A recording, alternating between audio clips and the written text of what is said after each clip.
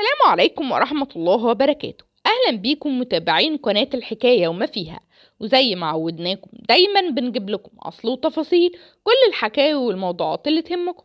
بعد ما أعلنت الفنانة غادة عبد الرازق عن انفصالها للمرة ال 12 عن زوجها هيثم زنتة، واللي خلى الدنيا تقوم وما تقعدش والكل اتفاجئ من عدد زيجات غادة عبد الرازق اللي غلبت الأفلام.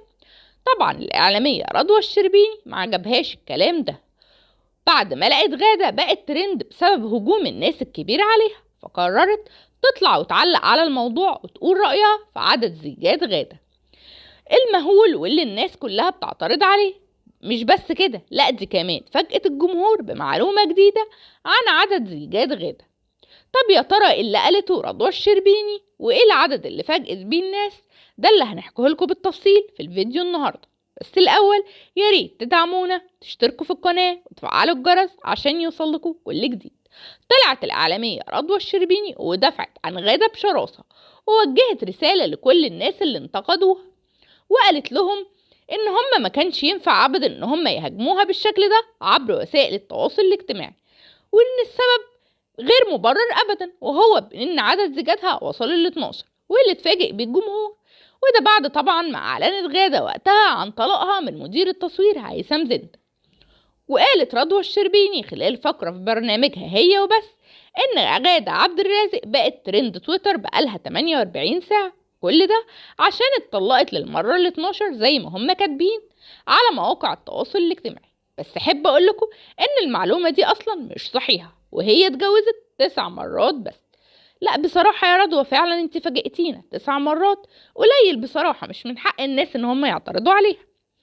بس رضوى كملت كلامها وقالت ان شاء الله تتجوز وتتطلق 20 مرة، حلال ربنا ولا مش حلال ربنا؟ هو الناس اصلا ليه طالعين وبيحاسبوها وعلى ايه؟